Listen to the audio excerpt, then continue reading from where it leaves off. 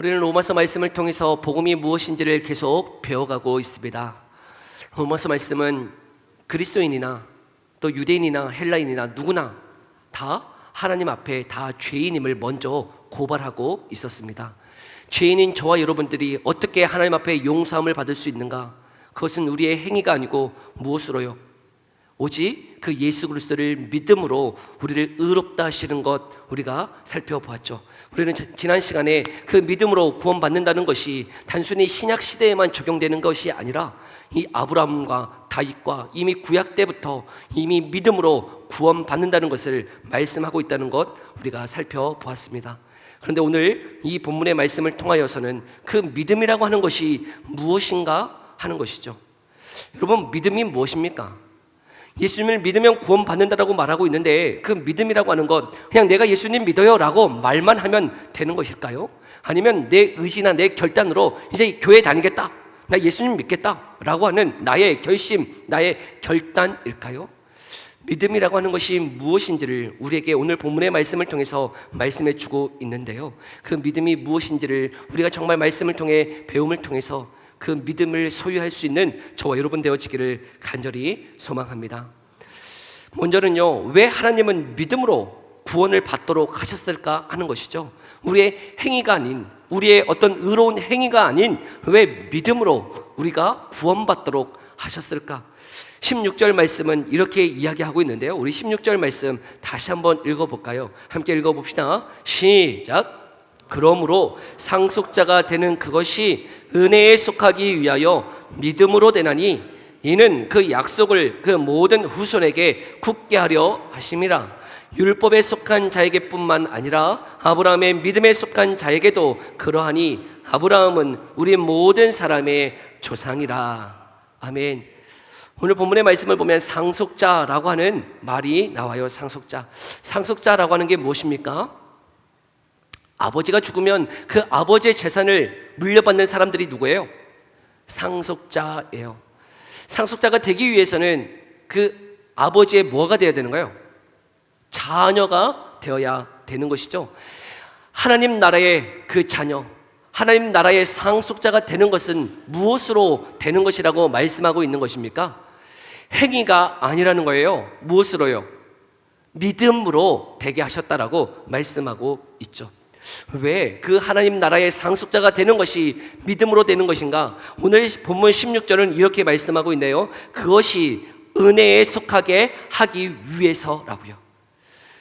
여러분, 우리가 무슨 구원을 받고 하나님 나라의 상속자가 되는 것이 만약 내 행위에 의한 것이라면 그게 은혜입니까? 아니면 보상일까요? 여러분이 서울대에 들어가려면 어떻게 해야 되죠? 서울대에 들어가려면 어떻게 해야 돼요? 버스 타고 그냥 들어갈 수도 있겠지만 여러분, 서울대에 입학하기 위해서는 어떻게 해야 되는 거예요? 그 자격을 갖춰야 되는 것이죠. 수능을 봐서요, 어떤 일정의 그 서울대가 요구하는 자격을 갖춰야 돼요. 그렇게 자격을 갖춰서 들어갔다면 그게 은혜입니까? 보상입니까? 제가 너무 어려운 말을 하고 있나요? 여러분, 자기가 열심히 공부해서 그 자격을 취득해서 서울대에 들어갔어요, 입학했어요. 그게 은혜예요? 보상이에요? 보상이죠. 네, 그것은 보상이에요. 내가 시험을 잘 치러서 들어갔다면 보상이지 은혜가 아니더라는 거예요. 삼성전자에 취직하려고 한다면 어떻게 해야 되는 거예요? 그 전자에서 요구하고 있는 스펙을 쌓아야 하는 것이죠. 아무나 들어갈 수 있습니까? 은혜로 들어가요? 만약 은혜로 누군가 들어갔다 그러면 어떻게 합니까? 다 고발하고 난리도 아니죠. 요즘 이 한국 축구가요, 아주 시끄러워요. 왜요? 왜 이렇게 시끄러운 거예요? 절차를 바르게 밟지 않았다 그래서 한국 감독이 되어도요, 여러분 막 고소당하고 고발하고 막 난리도 아니죠. 정당한 절차를 지키지 않으면 우리는 분노하기 마련이에요. 우리는 은혜가 없는 사람이에요. 여러분, 정당한 절차를 밟아서 들어가야 하는 것이죠. 그런데 하나님 나라의 상속자가 되는 것, 정당한 절차를 밟아서 우리의 행위로 하나님 앞에 의롭다 인정함을 받을 사람이 있다는 거예요? 없다는 거예요? 아무도 없다는 거예요. 하나님 나라에 들어갈 수 있는 사람, 내가 정말 의로운 행위로 하나님이 요구하시는 그 율법의 요구대로 온전하게 순종하여 합당하다라고 인정받을 사람이 있나요, 없나요? 아무도 없다는 것이에요. 그래서 하나님이 어떤 법을 만드셨다고요? 믿음의 법이에요. 그 예수님을 믿기만 하면, 여러분 믿기만 하면 구원을 얻도록, 하나님 나라의 상속자가 되도록 하셨다는 거예요. 근데 그 믿음이 여러분 뭡니까? 은혜라고 하는 거예요. 믿음이 뭐라고요? 은혜요. 내 결단이 아니에요. 내 결심이 아니에요. 내 행위가 아니라고요. 믿음으로 구원받게 하셨다라고 하는 게 무엇하게 하기 위한 거냐면 은혜라고 하는 것을 알게 하기 위해서 믿음으로 구원받게 하셨다는 것이에요. 내가 어떤 자격을 갖춰서, 내가 일정하는 부분, 내가 어떤 노력을 해서 구원을 받았다면 그것은 내 자랑일 수 있어요. 나의 보상일 수 있어요. 그러나 그것이 될 수 없도록 오직 믿음으로만 구원받게 하신 이유는 무엇이냐면 그 모든 것이 무엇 되게 하기 위해서? 은혜 되게 하기 위해서라고 말씀하고 있는 것이죠. 은혜라고 하는 게 뭡니까? 은혜. 여러분, 은혜라고 하는 것은 받을 자격이 없는 자에게 베푸시는 하나님의 호의예요. 마치요, 우리 지난 시간에 어제 이렇게 여름 성경 학교 있는데, 여름 성경 학교 우리 아이들이요 얼마나 열심히 율동과 찬양을 하는지 뒤에서 보는데 막 감동이 됐어요. 막 소예배실이 터지도록 큰 목소리로 찬양해요. 그리고 율동해요. 근데 제가 이렇게 뒤에서 이렇게 보는데 어떤 덩치 큰 한 아이가요 전혀 움직이지도 않아요. 삐죽삐죽 그냥 서 있어. 덩치 큰 아이가 그 앞에서 노래도 안 부르고 율동도 하지 않고, 다른 모든 아이들은 다 율동해. 열심히 율동하는 사람들은 앞에서 선생님이 어떻게 해주냐면 스티커를 막 붙여줘. 스티커. 근데요, 제가 볼 때 저 아이는 스티커 받았을까 싶은 아이가 하나 있었어요. 저 아이는 누가 스티커 줬을까? 전혀 받을 자격이 없는 것 같아요. 그런데 그런 자에게 어떻게 된 거예요? 스티커를 몽땅 붙여준 거예요. 몽땅. 왜? 그게 은혜이기 때문에. 받을 자격이 없어. 나는 열심히 한 거 없어. 나는 전혀 찬양도 안 했고 율동도 안 했고 뭣도 하지 않았어. 근데 선생님이 오셔서 스티커를 막 붙여주는 거예요. 그게 뭐예요? 은혜예요. 은혜. 여러분, 우리가 믿음으로 구원을 받도록 하셨다는 것은 그 믿음이 내게 발언되는 게 아니에요. 내 이성으로, 내가 똑똑해서, 내가 탁월해서 예수님 믿는다 내가 결단한 게 아니고, 그 믿음이라고 하는 것은 내 행위가 아니고 나의 의지도 아니고 내 결단도 아니고 그 모든 것이 무엇 되게 하기 위해서? 은혜 되게 하기 위해서. 여러분, 그 은혜로 우리에게 그 믿음을 주셨다라고 말씀하고 있어요. 여러분, 내가 믿은 것 같죠? 내가 결단한 것 같죠? 내 의지 같죠? 그런데 내가 그 예수님을 믿도록 분명히 내 의지가 있어요. 내 결단이 있어요. 그런데 그렇게 믿도록 하신 분이 누구시라고요? 하나님이시라고 말씀하고 있어요. 그래서요, 에베소서 2장 8절에는 이렇게 말씀하고 있네요. 우리 에베소서 2장 8절 함께 읽어볼까요? 에베소서 2장 8절이에요. 함께 읽어봅시다. 시작. 그 은혜에 의하여 믿음으로 말미암아 구원을 받았으니 이것은 너희에게서 난 것이 아니요 하나님의 선물이라. 아멘. 은혜에 의하여 믿음으로 말미암아 구원을 받았는데 이것이 내게서 난 것이 아니고 뭐라고요? 하나님의 선물이라고요. 분명히 내가 믿은 것 같아요. 내가 내 의지로, 내 결단으로 내가 한 것 같은데요, 여러분, 그 믿음은 내게서 발언된 게 아니에요. 내 안에서 뭐 발동된 게 아니라고요. 그 믿음을 하나님의 선물로 주셨어요. 은혜로 주셨다고요. 왜냐하면 행위는 내가 뭔 한 게 있잖아요. 내가 한 것이 있어서 보상으로 구원받았다, 그렇게 말할 수 없는 거예요. 믿음도 뭐 내가 막 믿음이 더 좋다, 내 믿음이 더 크다, 그럴 수 있나요? 아니요. 믿음은 자랑하는 게 아니에요. 믿음은 뭐라는 거예요? 하나님의 은혜로 주신 거요. 또한 그 믿음은 하나님의 선물로 주신 거라고 말씀하고 있기 때문이에요. 여러분, 선물로 주시는 그 은혜, 저와 여러분들이 받을 수 있기를 간절히 소망합니다.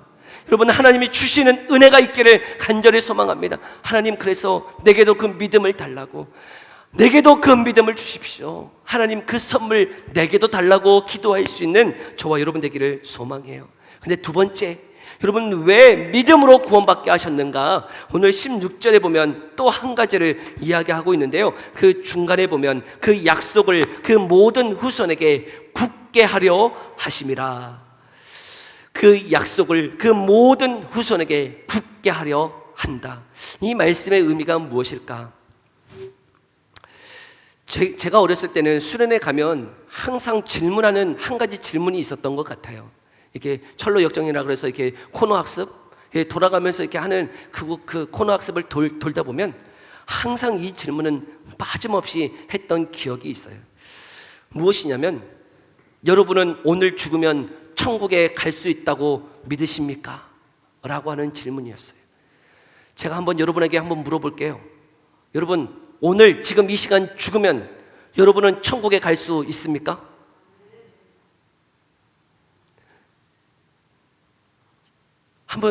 여러분에게 한번 질문해 보세요. 여러분, 오늘 죽으면 여러분 천국에 갈 수 있어요?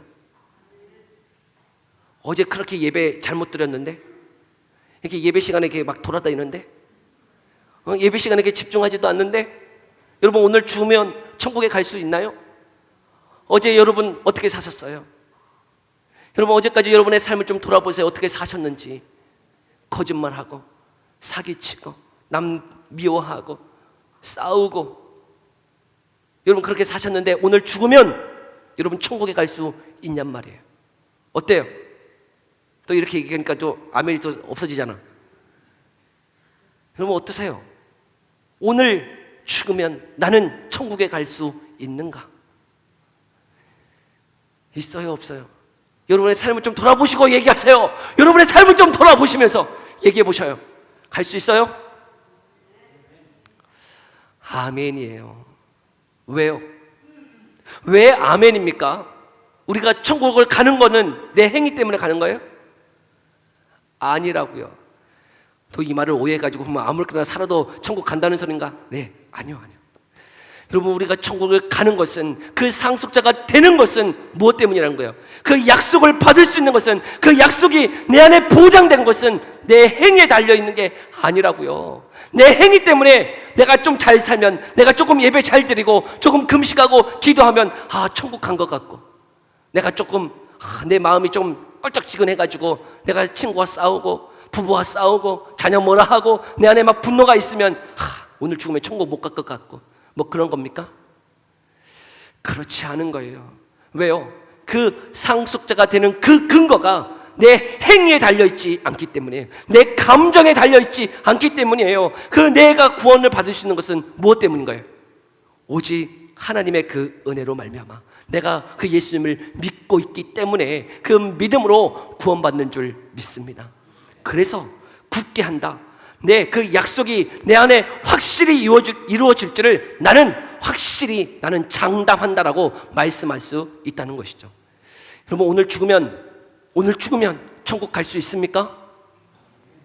아멘이에요. 왜요? 내가 지금 예수님을 믿는 믿음이 있다면 말이죠.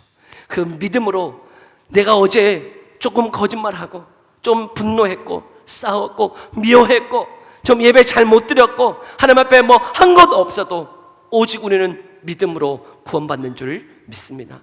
그래서 하나님은 그 믿음으로 우리에게 구원을 주시는 이유는 무엇이냐면, 그 은혜를 알게 하기 위해서, 하나님이 주신 그 믿음이 선물이라는 것을 알게 하기 위해서, 또한 우리에게 그 약속이 보장되었다는 것을 확신하기 위해서 믿음으로 구원받게 하셨다는 것이죠. 아멘입니까? 네, 우리가 그 믿음으로 구원받을 수 있기를 간절히 소망합니다. 그러면 그 믿음이라고 하는 게 무엇인가? 오늘 본문은 아브라함이 가진 그 믿음을 통하여서 우리에게 믿음이 어떤 요소를 가지고 있는지를 말씀하고 있어요. 우리 17절부터 20절까지 아브라함이 여러분 어떤 믿음을 가지고 있었는지를 함께 읽어볼까요? 17절부터 20절이에요. 함께 읽어봅시다. 시작! 내가 너를 많은 민족의 조상으로 세웠다 하심과 같으니 그가 믿은 바 죽은 자를 살리시며 없는 것을 있는 것으로 부르시는 이시니라. 하나님이 바랄 수 없는 중에 바라고 믿었으니 이는 내 후손이 이같으리라 하신 말씀대로 많은 민족의 조상이 되게 하려 하심이라. 그가 백세나 되어 자기 몸이 죽은 것 같고 사라의 태가 죽은 것 같음을 알고도 믿음이 약하여지지 아니하고 믿음이 없어 하나님의 약속을 의심하지 않고 믿음으로 견고하여져서 하나님께 영광을 돌리며. 아멘. 아브라함의 믿음, 여러분 얼마나 대단합니까? 아브라함이 무엇을 믿었어요? 우리 하나님을 믿는데 그 하나님이 어떠한 하나님으로 믿었습니까? 죽은 자를 살리시며 없는 것을 있는 것으로 부르시는 하나님이심을 믿었다는 거예요. 또 바랄 수 없는 중에 믿었고 온전히 의심치 않고 하나님의 약속을 믿었다라고 말씀하고 있어요. 특별히 이 아브라함에게 이 100세 때에 하나님이 자녀를 주시겠다라고 하셨는데 지금 자신의 몸과 그 아내의 몸이 어떤 상태에 있다는 거예요? 자녀를 낳을 수 없는 상태임에도 불구하고 그거 다 알아요. 지금 사라는 자녀를 낳을 수 없어요. 생리가 다 끊어졌어요. 생리적으로, 신체적으로, 생물학적으로 여러분 자녀를 낳을 수 없는 몸이에요. 그럼에도 불구하고 하나님이 자녀를 주시겠다라고 말씀하셨네요. 그 말씀을 이 아브라함이 어떻게 했다고요? 믿었다고요. 아, 자녀 주시겠구나 라고 믿었어요. 그래서요, 그 약속을 주시면서 아브라함의 이름을 어떻게 주신지 아세요? 아브라함이에요. 원래는 아브람, 존귀한 자에서요 아브라함으로 바꿔주셨대요. 아브라함은 지금 이해하세요? 아브람이에요. 아브람은 존귀한 자예요. 존귀한 자. 근데 아브라함으로 바꿔주셨다고요. 아브라함은 무슨 뜻이냐면 열국의 아버지예요. 열국의 아버지. 이름을 바꿔주셨는데 이름이 뭐라고요? 열국의 아버지야. 열국의 아버지인데요, 여러분 이 아브라함에게 자녀가 있어요, 없어요? 하나도 없어요. 여러분 이름 바꿨다고 이제 아브라함이 얘기하는 거예요. 나 이름 바꿨어. 무슨 이름으로 바꿨어? 아브라함, 열국의 아버지로 바꿨어. 근데요, 그 아브라함을 사람들이 부를 때 어떻게 써요? 100세나 됐는데, 여러분 100세나 됐는데 자녀가 있어, 없어? 한 명도 없어요. 한 명도 없는데 사람들이 부르는 거예요. 뭐라고요? 열국의 아버지요. 열국의 아버지요. 지금 대를 이을 사람이 하나도 없는데 사람들이 그 아브라함을, 존귀한 자를 아브라함이라고 부르면서 그렇게 부를 때 아브라함의 마음이 어떻겠어요? 너무 좋아요? 이해가 안 돼요? 자녀가 없는데 100세나 되어서 이제는 자녀를 낳을 수 없는 상태인데 하나님이 이름은 바꿔주셨는데 자녀도 없고 아무것도 없는데 사람들은 얘기해요. 아브라함이라고, 열국의 아버지라고. 그런데 그 이름을 부름을 받을 때 아브라함이 부끄러워하나요? 부끄러워요? 아니요. 당당해요. 왜요? 그에겐 뭐가 있다고요? 믿음이 있는 거예요. 여러분 이 아브라함의 믿음이 얼마나 대단합니까? 그러면 우리도 이 믿음 갖자 뭐 이런 말 하려고 하는 걸까요? 아니요. 여러분 이렇게 이 아브라함이 믿음을 가질 수 있었던 이유가 어디에 있었던 걸까요? 아브라함의 탁월함일까요? 아브라함이 지금 능력이 있어서 그런 믿음을 소유하고 있었던 걸까요? 우리가 지난 시간에 보았지만 아브라함, 그 하나님의 말씀을 믿을 때 의롭다고 여겨주셨던 창세기 15장에서의 아브라함의 모습이 어떠했나요? 처음부터 아브라함은 그런 존재였나요? 아니었다고요. 아브라함은 어떤 존재였냐면 하나님이 부르실 땅으로, 하나님이 지시한 땅으로 왔어요. 가나안 땅에 왔네요. 근데 그 가나안 땅에 보니까 무엇이 들었어요?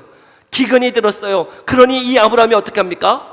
그 약속의 땅을 떠나서 애굽으로 도망쳤어요. 애굽으로 도망쳤는데 거기서도 어떻게 합니까?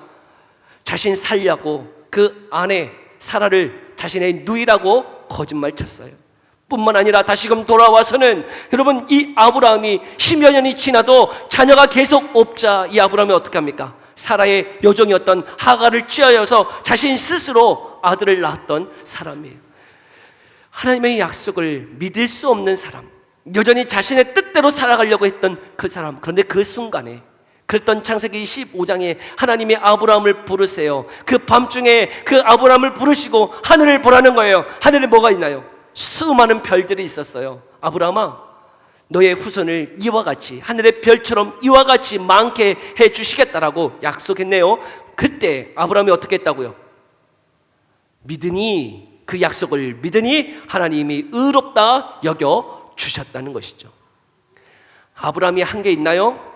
한 게 아무것도 없어요. 여전히 제가 볼 때요, 믿었지만요 실수투성이에요. 연약함 투성이에요. 그런데 오늘 이 말씀에 보니 이 아브라함이 실수투성이었던, 연약함 투성이었던 이 아브라함이 도대체 어떻게 바랄 수 없는 중에 바라고 죽은 자를 살리시고 없는 것을 있게 하시는, 전혀 의심하지 않고 믿을 수 있는 이 사람으로 바뀌어졌던 것일까요? 아브라함이 뭐 대단한 사람이니까 이렇게 할 수 있었던 걸까요? 그렇지 않더라고요. 여러분, 오늘 본문 21절에 그 비결이 담겨져 있어요. 우리 21절의 말씀을 다시 한번 읽어볼까요? 21절이에요. 함께 읽어봅시다. 시작.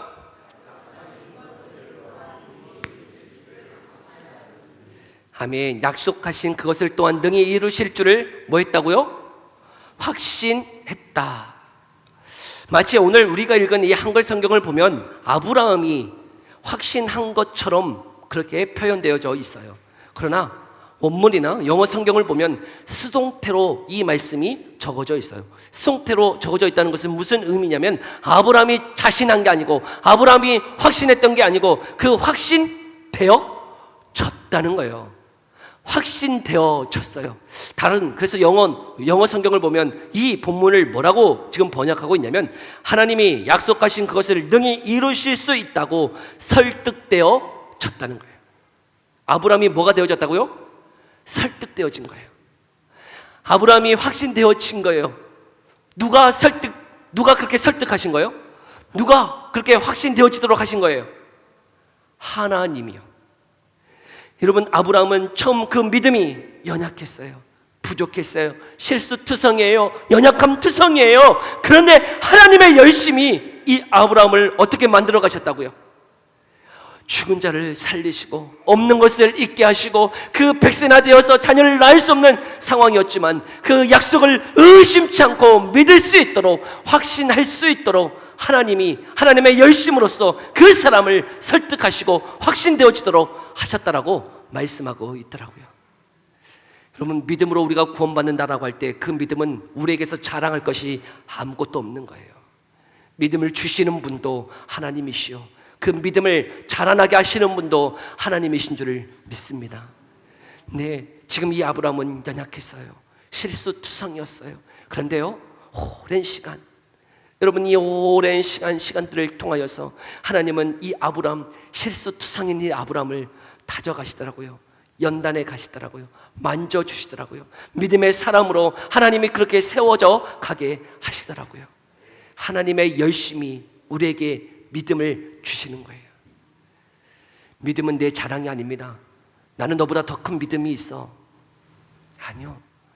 여러분, 믿음은 자랑하라고 주신 게 아니에요. 믿음은 그 은혜를 더 알게 하시기 위함이에요. 내가 한 것이 아무것도 없어요. 하나님의 선물로 주신 것이에요. 뿐만 아니라 내 믿음을 연단하고 훈련시켜서 강하게 하시는 분도 하나님이신 줄을 믿습니다. 그럼 목사님, 내가 할 거 아무것도 없네요. 뭐 하나님 알아서 하시겠네요. 하나님 알아서 하시니까 뭐 나는 가만히 있으면 되겠네요. 여러분, 멍청한 소리 좀 하지 마세요. 여러분, 우리에게 주신 게 뭐예요? 우리는 기계인가요? 우리는 무슨 기계적으로 그냥 가만히 있는 자들이에요? 아니요, 우리에게 무엇을 주셨어요? 자유의지를 주셨어요. 여러분, 하나님이 우리의 마음 가운데 감동을 주세요. 말씀을 주세요. 분명히 그 믿음이 발동되도록 하나님이 우리에게 은혜로 그 믿음을 주게 하셨어요. 근데 그 믿음을요, 하나님이 여러 상황들을 통해서 하나님이 만져가세요. 설득하게 하세요. 여러분, 하나님이 확신을 되도록 하나님이 역사하세요. 그 가운데에 그냥 자동적으로 되어지는 겁니까? 자동적으로 그냥 하나님이 다 알아서 하시는 겁니까? 아니요. 믿음을 처음 주시는 분은 누구세요? 하나님이세요. 아멘. 믿음은 내게서 나오는 게 아니에요. 여러분, 믿음이 내게서 나오지 않다는 것을 요한복음 1장 12절에서 13절의 말씀에서 말씀하고 있네요. 한번 우리 볼까요? 요한복음 1장 12절에서 13절의 말씀. 이것은 찾으셔야 돼요. 요한복음 1장 12절에서 13절 한번 찾아볼까요? 함께 읽어봅시다. 시작. 영접하는 자 곧 그 이름을 믿는 자들에게는 하나님의 자녀가 되는 권세를 주셨으니 이는 혈통으로나 육정으로나 사람의 뜻으로 나지 아니하고 오직 하나님께로부터 난 자들이니라. 아멘. 영접한다는 것은 내가 어떻게 하는 거예요? 내가 마음을 여는 거예요. 근데요, 내가 마음을 열었는데 분명히 내가 했는데요, 내가 영접한 것 같아요. 내가 받아들인 것 같아요. 그런데요, 그것이요 사람의 혈통으로나 내 어떤 육신으로 난 것이 아니라는 거예요. 그게 다 어떻게 된 거예요? 하나님의 은혜라고 하는 사실이죠. 분명히 내 마음을 열어야 돼요. 내가 해야 돼요. 여러분, 내가 해야 될 부분이 있어요. 하나님의 말씀이 들려졌다면 내 손과 발을 움직였어요. 하나님의 말씀에 순종하며 걸어가는 내 의지가 필요해요. 근데요, 그 모든 것이 내가 그렇게 했음에도 불구하고요, 그 모든 것이 내 힘만으로 되어진 게 아니고 그 모든 것이 뭐였다고요? 은혜였다는 사실이죠. 여러분, 그 은혜로 주어지는 그 믿음을 정말 소유할 수 있는 저와 여러분 되기를 소망해요. 그래서 주의 말씀을 듣는 저와 여러분들에게 지금 이 시간 우리가 해야 되는 것은 무엇이냐면 그 믿음을 달라고 기도하는 거예요. 하나님, 저는 참 믿음이 없어요.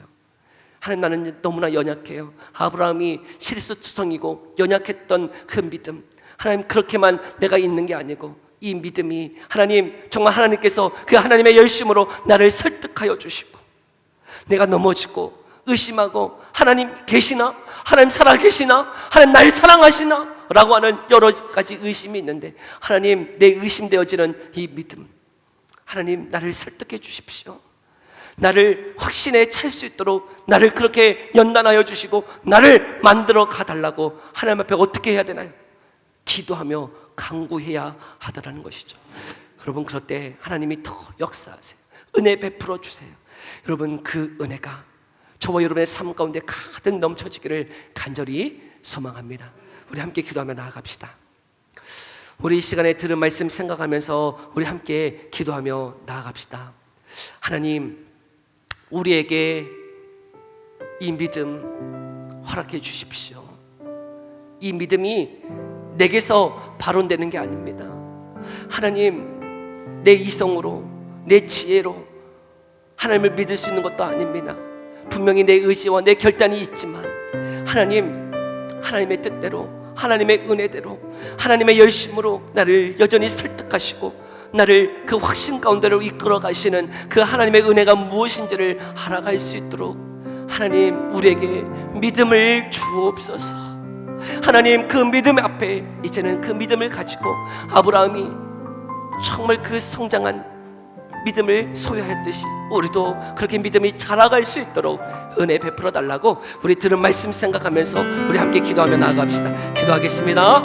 살아계신 하나님, 감사합니다.